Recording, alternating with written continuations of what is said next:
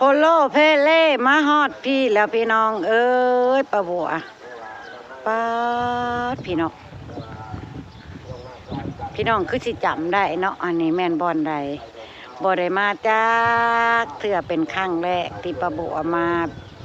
บ้านบ่าวเอื้อบ่าวน้ำพี่น้องจ๋าโอ้ยสวนดาวเมืองเพิ่นสบายดีอีกรอบเด้อพี่น้องสบายดีบ่สุขทุกคนจ้ายินดีต้อนรับทุกช่องแม่น้องบอยคือเก่าคือเดิมมาบุกบ้านน้องเอื้อน้องน้ำจากพี่น้องนี่บุญบ้านปลาบัวกะสิมาหาผักหาหยังแล้วเนาะจ้ะสวนผักงามๆของน้องๆมื้อนี้ต้องบุกแล้ว สิให้ไปส่งให้ก็ได้ยีดอกแต่ว่าอยากมาเบิ่งมาชมพี่น้องเห็นแต่ในคลิปบ่เห็นโตจริงจักเทื่อจ้ะครั้งแรกที่มาเพิ่นกำลังเตรียมสบายโดยกำลังอันนี้คือเตรียมออกไปขายนะเปลี่ยนมุมก่อนเพราะว่าคันว่าวโลดปะบัวเปลี่ยนมุม คันบ่ไปขายยังน้อยเขาไปซื้ออยู่ในเมืองแม่นมื้อนี้กำลังเตรียมพักเตรียมหยังกันได้เนาะพี่น้องทุงละซาวพี่น้องเอ้ยอย่าไปซื้อให้มันยากก็อย่าไปปลูกมันยากอย่าไปซื้อให้มันยากไปซื้อเอาร่วมให้เอื้อยนำถุงนึง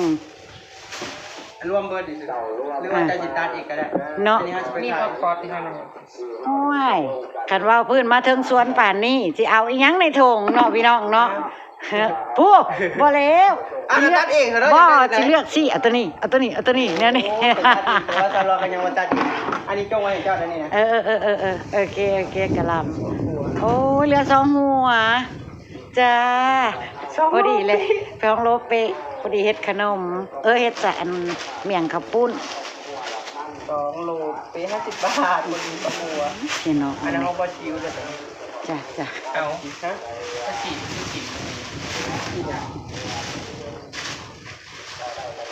กินหยังมื้อนี้คือมันยากเด้มื้อนี้เฮ็ดบุญบ้านบ่ชิวจะเฮ็ดน้ำกระพุ้นพี่น้องมาเบิ่งสวนเพิ่นพี่น้องจ้าแม่พวกสวนผักสุดยอด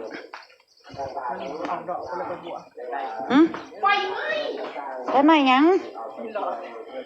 หอมตรวจพี่น้องไปบัวโตนก่อนมาให้ลุงพรพามาพี่น้องมาดีพี่น้องบุกสวนน้องเอื้อเบิ่งแน่พริ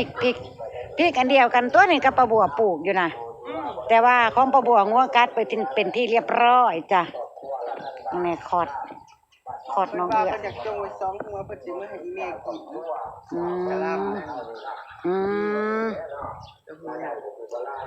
แล้ว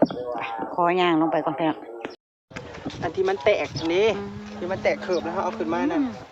อนาคตของลุงพรมันจะเป็นได้แบบนี้บ่พี่น้องว่านะ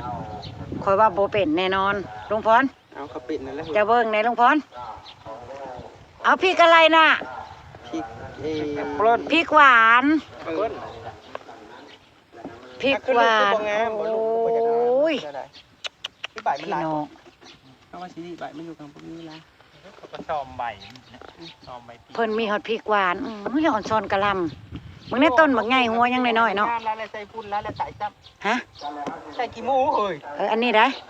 เพิ่นเอาเมื่อ3ต้นงามเพิ่นว่ายังให้มันงามตื้มกี่หมูดึงใส่มันเค็มได้คือความหมายว่าเพิ่นอันนั้นเพิ่นตักเอาน้ำเพิ่นลวกมันไปใช้น้ำไม่นักและน้ำเจ้าน้ำในตัวโหดชาตักเอาน้ำเข้มข้นมันน่ะโลดเนาะห้วยมันกะโอ้ยผักขมไปในไสนานผักน่ะนี่มีแต่หญ้าผักขมซีเบิร์ดเลยพี่น้องบรอกโคลีนี่เฮาน่ะมักกันกะหล่ำ3ลูกนี่คืองามแต่ว่าเป้ยพี่น้องซ้ำกระด้งพัดนี่พี่น้องหูจักคำว่ากระด้งพัดบ่ใหญ่กว่าอีกโพดโพบางนี้โพเต็มหน้าจอปลาบัวจึ้งพึ่งมาโพแท้อันนี้นะใบนี่นะอยู่ในประมาณ30 เซนเนาะฮอดบ่พยาพอดคืบนึงนี่ซ่าหรอวะเน่40นะ40 เซนใบนึง กะหล่ำหัวนี่พี่น้องไผได้สิเป็นคนได้กิน จาก อืม นี่ดินก้นน้องนั่นเป็นดินนะนี่ปะบัว เอ เป็นดิน อ แข็งๆจะคือดินด่างนี่ ผัดถือกันกับพักเนาะ มันงามได้ดินอันนี้ อืม โคมขึ้นมานี่เขาคนชมในนี่ยันคือความหมายว่ามันต่ำมันลุกเนาะแต่คนดินก้นน้องนั่นคือมาทมเท่านี้นั่น อืม แรงงามนี่นั่น บรอกโคลีเพิ่นกำลังออกหัวพี่น้องบรอกโคลีดินชายล้วนแล้วบ่อยากปันได้ ผักคอสเบิดเลยติผักคอสนะ พักคอสเหลือน้อยหนึง ยานละเด้ถ้าพักหยังนี่นะ ตะคอสอะไร ให้เอื้อยซะ เอ้า นั่นให้เอื้อยซะอีกเลยเอาพวกนี้พี่น้องความงามของคอสเพิ่นน่ะ บ่งามคือตัวเทิงได้ปะบัว อืม เทิงงามกว่าได้อันนี้ยังบ่ประหยอกประแยะได้ อืมงามปลาบัวละซ้ำนี่ละว่างามเลยได้พี่น้องผู้เพิ่นกำลังปลูกขึ้นใหม่อีกผักกาดแก้วหรือผักคอดนั่นน่ะนะ แก้ว แก้ว เพราะว่าคอสนั้นว่านเพื่อสิออกได้ปะบัว อืม ง่าเด้อ แม่นเห็นบ่ห้องเอื้อยนะฉันเอื้อยสิใส่อันกะละมังขาดไว้บ่ อันที่บ่งนี่ว่านตั้งแต่เดือน10 อืม จังได้เบี้ย เบิ่งในผักกาดแก้ว เพื่อมันสิออกเอาหัวใด เอาหัวตัวคุ้มอยู่นะได้แน่นๆนะแน่นบอกมาถึงสวนก็ต้องเลือกเองจักหน่อยแหล้วเนาะพี่น้องโอ้ยมึงเนี่ยพี่น้องเบิ่งใหญ่กว่าหัวบ่าวเอื้ออีก งามอยู่ได้รุ่นนี้นะ โพดโพมังมักแปลงผ้า เอาตัวใดอีก จะอ่อนน้องเพิ่นเด้ จะได้ลูกบอล ลุงพรน่ะปากบ่ออกพี่น้องยืนเฮ็ดจูลู่อยู่ไอ้ต้นลุงพร เจ้าห้าผู้หลายแล้วครับ บ่ พวกบ่ได้ เจ้าว่าถ้าได้คนขี้มูใจคือข่อย จังหวะกิน ข่อยเบิด40สอบไปได้ขี้มู อ่า อันนี้สอบตัวดีนั้นมาใหม่นี่40สอบนี่ พี่น้องประบัวใส่เบิ่งของเพิ่นมันบ่ได้มีแมงซ้อนคือของประบัวบางแหน่ดินนะ กันเดียว นี่ นี่ อยู่กับ บ่ของเอ้อยมันเป็นแบบว่าโอ้ย มันเต็มที่ เพราะมันมาน้ำหน้าเส้นนี่นะให้อีกนั่น เขาแห่งกระยักซื้อ ใครอยากซื้อน่ะติดต่อขายให้เอ้อยนะเอ้อยสิเป็นคนต่อนี่ ทราบอ่ะ อ่ะ เอาจักร้อยเอ้ย หืม จักร้อย สิเอาฮอดอันเอาหลายร้อยแท้เอา100รวมนั่นด้าน นั่นคอสนั่นน่ะ แต่ว่าต้องพากันไปกินน้ำเอื้อยเด้อ ไป ไปหาเอื้อยได้จะว้าวได้ให้เอื้อยเตรียมฟรีนะเนอกพี่น้อง กินเอง ตัดกับตัดไปกินเฮานี่แหละ ยำบอกเลย จังว่าแล้วแต่เอื้อเด้อคันเอื้อไปนะโอ้ยช่วงบ่ายเด้น้ ยำก็ได้ ำก็หา ไปกินกับลาบกับยังเนาะ เดี๋ยวเอื้อยก็สิไปซื้อเครื่องยำยังมาให้แล้วก็ยำไม่ยังไงแต่หมูกับไข่กับใบยองนี้ นั่นแหละ ความเกี่ยวตัวเอากับบริเน้นอันอย่างอื่นนะดิ ว่ากันไม่มีมาโคตรอันเรื่องกับซื้อไว้เดี๋ยวจะประกวดจะทราบอ่ะ ซื้อน้ำมันแม่นน้องโชคเนาะเลยสิถามเบิ่งถามแม่น้องโชคไว้ซื้อข้าวโพดไว้ยำ ของเจ้าเอง เบิ่ง คิดออก เบิ่งให้น้องเอื้อเพิ่นตายแล้วประบวดชิ้นย่างเซอร์เวย์เบิ่งก่อน อันนึงจะเดี๋ยว อันนี้นะจังหวะ ผักคอดเพิ่นเอาไว้เอาพันเนาะโอ้ยพี่น้องมื้อนี้อันบัดประบัวนะหญ้าก็บ่อยากให้มีค่อยลกค่อยดึงออก บัดของน้องเอื้อนะมื้อนี้พี่น้องจนบ่เห็นฮอดพัก อัน ขอขี้ข้า บ่แม่น ขอขี้ข้า คันได้ว่ามันงามหั้นนะความหมายนั่นเฮ็ดอะไรมันก็งามเนาะบ่มีหญ้าก็มีหญ้าก็งามหั้นนะความหมายประบัวอันเด้พี่น้องม่วยมันบ่แม่นขี้ข้าแล้ว เดี๋ยว หมด เดี๋ยวเอาไว้กินเอง แม่นเอาไว้น้ำงามสุดแล้วพี่น้อง แล้วก็โคนขี้มูลงในลายประบุอ่ะเอาหนัลงทุนขี้มูน่ะเบิดตัวใด เสี่ยวเอามาใหายก็หาสอบ โอ้ยหาสอบมันบ่พอ คนลงในใดเลยว่านใส่รถบ่ เอาคือเดี๋ยวนี้แล้วเขาก็ปุ๊กหนามันเดี๋ยวนี้แล้วนี่ ซ้ำแมงซ้อนสิเฮ็ด นี่ว่า คันบ่เอาแมงซ้อนออกให้เบิดก่อน ไม่ซ้อน ย่อไม่ซ่อนบัว ฮะ แม่นกกระจาดนี่ก็เบิ่ง นกน่ะก็เพราะนกเนาะ ตัดครึ่งเลยเบิ่งเนี่ยมัน แม่นผักซี่เอื้อยนะผักซี่เอื้อยน่ะกำลังขึ้นอันตัวว่านไม้นะกุดเหียนเมื่ออีแล้วน้ำเอาไปให้เป็ดพักนี่บันใบมันนี่ ฮะเป็นเป็ดนะ เพิ่นกำลังลงไม้อีกพี่น้อง อันนี้ลงมันบ่อยากลงแล้ว เบิ่งเด้อนี่พักคอดเพิ่นนี่เพิ่นลงไม้ อันนี้สลัดแก้ว สลัดแก้วเพิ่นนี่ ยามันบ่ห้องหัวก็เลยบ่ลง เพิ่นลงไม่วันสิกายของปลาบัวปืดอีกแต่เบิ่งเด้อพี่น้อง อันไหน พักนี่แล้ว ดีจ้ะงามบ่ดินะ พักลงไม่เนี่ยมันสิกายของปลาบัวปืดอีกปลาบัวว่าความงามนะ เวลาปลูก บ่ได้แม่นใส่เธอเดียวนะคือชุดนี้ก็เอาชุดมาใหม่ก็ใส่อีกซอบนึงน่ะ ขี้หมูน่ะ คือสมมุติว่าอันเขาว่าปลูกแล้วเนาะนั่นนี่ อืม เขาก็ย้ำไม่เลยก็ห้องพื้นแล้วก็บัดสมมุติเขาปลูกอันนี้แล้วเขาก็มาลงสอบหนึ่งนาน โอ้ เก่า มันก็ห้วยเนาะคูนมักมมอยู่นี่นะความงามอ่ะนะ 42เขาเบิดเลยนะ อืมพี่น้อง แต่ว่าจุดมันเหลืองมันแดง มันออกสีอันนี้สีหยังสีเขียวหรือสีแดง ก็ทำนี่แล้วผลพัดนะ สีเหลืองมันจะมี3สีเลย มัน เก็บหวานใหญ่นี่นะ กิบ่ มันสีเหลืองจ้ะ มันจะมีเหลืองเขียวแดง มันจะมี3สี มันมากเลย ซาปะบัวเห็นอยู่กรุงเทพอยู่หาดอาหาร ไปโม้เรื่องอันบ่จ้างเสื้อผ้าเลยตามแก้วอยู่แล้วนะเนาะแม่นสิโล่งเบิ่งอยู่ น้องแมนเก็บหวานใหญ่เพิ่น ว่าเที่ยมาจิ้มตัวปวดลงมาคือว่า เพิ่นลงใหม่นะงามขึ้นวู้เป็นมันก็เป็นตาแยงตาส้มเนาะพี่น้องเบิ่งแหน่พักกันกาดซ้อมเพิ่นนี่บ่งได้จักอาทิตย์แล้วนี่นะโอ้แต่ว่าแรกๆเพิ่นก็สิน้อยเนาะนี่บ่เอื้อพ่อๆกันกับของปลาบุอะไรอันนี้นะผักกาดดอกนี่นะแกงวืดๆเด้อพี่น้องออนซอนเด้ถั่วนะ ตัวปวดว่าดังๆเลยเด้อ เออเพลงรบกวนประบัวพี่น้องมาเที่ยวสวนงามมาชมสวนงามก็ได้ย่านแต่ติดลิขสิทธิ์เพิ่นน่ะล่ะ ลกขาโลดมาปลูก ติดแดงเพอเวอร์แล้วก็แล้วพี่น้องสิบ่ได้เห็นซะแหละเนาะน้ำ เหม็นทะเล หยุดไว้ก่อนพี่น้องย่านติดลิขสิทธิ์เพลงเพิ่นป้าด โลก็ได้บ่เนี่ย 2 โลบ่ทงนี้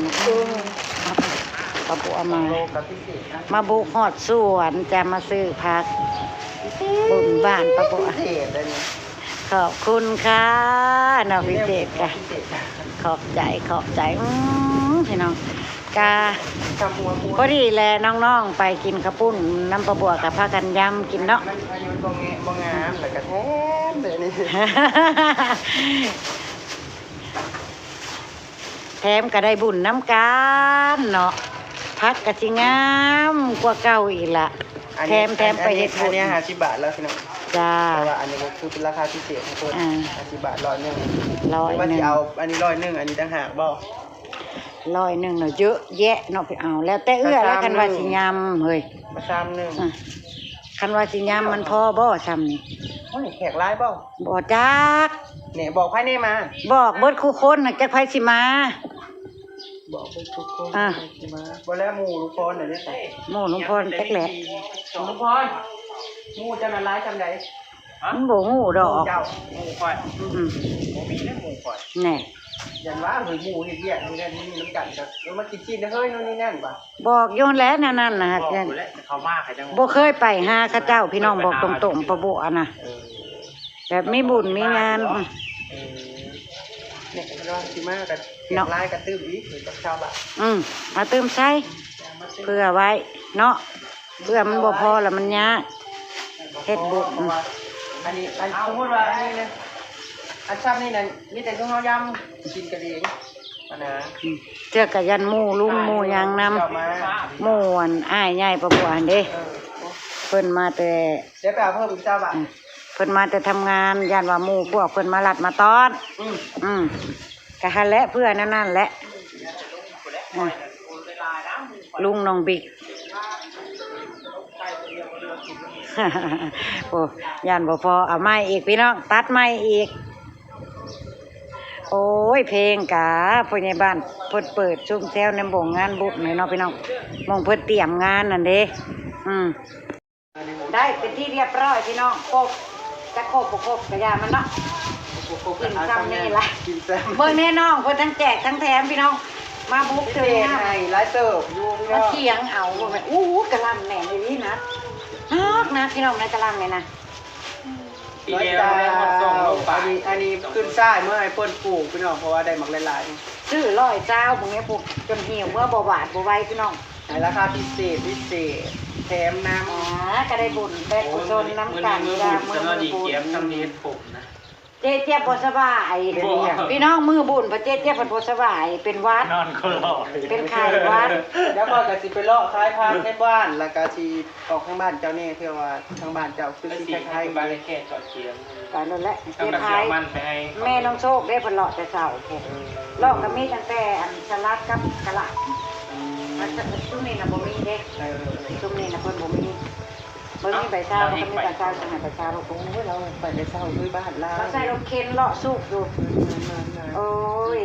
เอาบุญน้ำกันเราได้ ป้า เนาะ ปูมาอุดหนุนหอดสวนแต่ว่าจะมองสวนนี่ไม่ได้หลังนะตื่นมาแล้วก็มีข่าวหนึ่งน้ำแล้วกันข่าวสวนมุกขมูรถ ว่าเป็นเจ้าแห่งจิโร่คู่มือแล้วเบิ่งนะเขาจะมันเขียวขึ้นเบิดแหละเป็นน้ำเข้า